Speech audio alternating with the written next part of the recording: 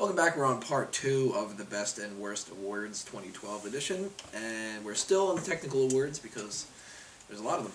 So we're going to start off with the Best and Worst title reign. So worst title reign of the year. What do you think? It's gonna have to try.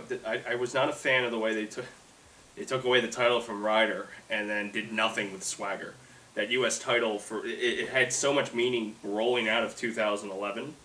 And then none until about mid this year, where Cesaro took it over, and now he's actually a defending champ, and interesting to watch, unlike Santino. But I would have to go with Jag Swagger. It was very lackluster. He held it for a while, and then all of a sudden he defended it and lost it. Like they were kind of building Swagger to be vicious again. He beat the hell out of Santino while he was champion, and then all of a sudden Santino won it back, and it was lackluster. And I'm going with Santino's U.S. title reign because it sucked balls. There was no point to it. He had no feuds.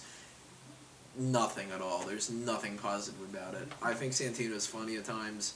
A little overboard sometimes, but that's usually when somebody else is writing it. If he's actually doing it, I like it. But he's not U.S. Championship material. He's tag team material if you don't want to focus at like a WrestleMania or something like that. But that U.S. title reign was terrible, and the Cesaro is fighting an uphill battle from that. He's starting to gain some ground, so that's good. Mm-hmm. Best title reign? It's a tie for me. Cody Rhodes had a great IC title reign, and it brought where the value dropped in the U.S. title, it started picking up in the IC title, with Cody holding it in the Big Show feud. It was funny watching Big Show step through a table and lose it again, and Cody laughing his ass off. So it was his. There was actually some really good ones this year. Team Hell No, I think, they're both really good wrestlers, so they put on hell of a match, but they're also great on camera work too. So like backstage segments and stuff like that are interesting. So Team Hell No and IC. I'm the tag team champions. That's enough. I am the tag team champion. CM Punk's WWE Championship reign. Enough said, right? Do I really need to explain why? Hard to contest that. If you think I should explain why, say why in the comments, and I'll fucking write you a paragraph or two. I will block you. You know? Yeah, block you. Idiot. And you don't know what wrestling is.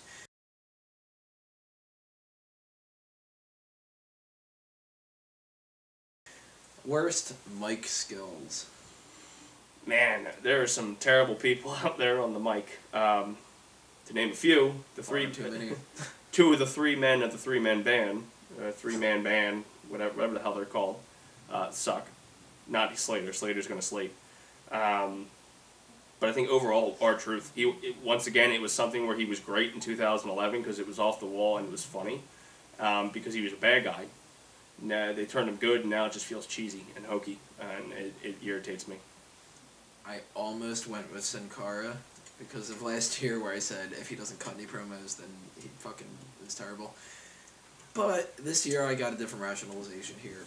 Do I vote for the guy who doesn't cut any promos and by default sucks that way? Or do I go for the guy who tries to cut the promos and sucks horribly? So, great colleague. I don't need to explain it. To go back to the Sin Cara note, I think he had one of the best promos of the year because they were talking about the IC title, I think it was, or a tag team. They were talking about title, and Cody Rhodes is like, "Oh, I want a shot," and Sin Cara just pointed, and Cody Rhodes is like, "You don't get anything by just pointing," and that was just funny, but completely sidebarring. Best mic skills. Best mic skills, toss up between Heyman and Punk in my eyes. Punk, just when he gets on that mic, he can either make you love him or hate him, just like that. Kind of like Jericho, and I think that's what made the Jericho-Punk feud really good. And Heyman is just Heyman. God, that man, the way he says Brock Lesnar is just great. I would do that if I wasn't sick. Yeah, Brock Lesnar. CM Punk I'm going with because he's CM Punk, and the reason he got in his position in the company right now is entirely because of the pipe bombs and all that. Mm-hmm. If he would have came out there and he would have cut a promo like Bobby Lashley or something like that, they would have been like, yeah, you want to be the face of the company? Just point. You were a bastard. I shouldn't say that, I'll whoop my ass. Why are you being mean to me? You gotta do this. Why are you being mean to me? Look, Yeah, he's definitely gonna do I it. feel like Chris Farley when I do that.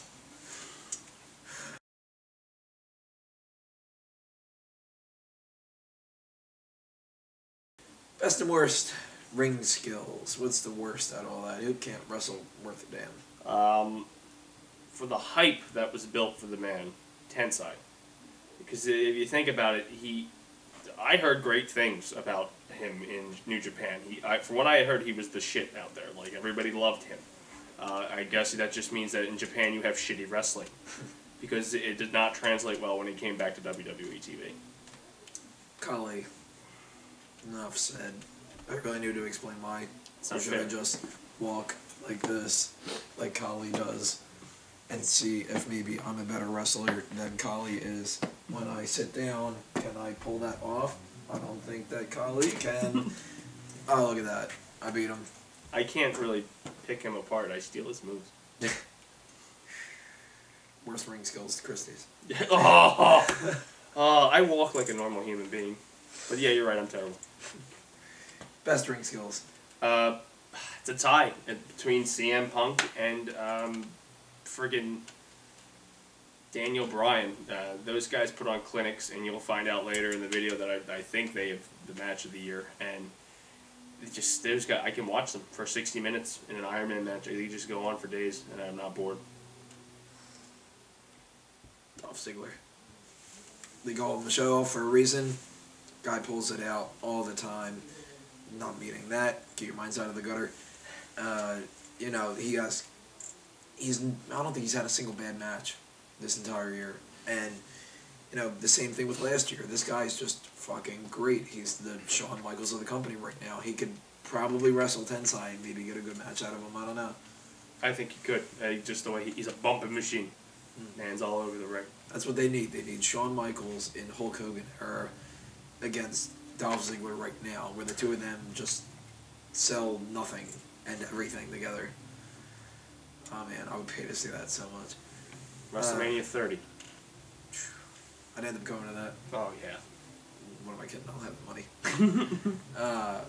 That is it for part 2. Part 3, we will end off the technical side of things with the most overrated and underrated, the biggest and least improvement, and match of the year.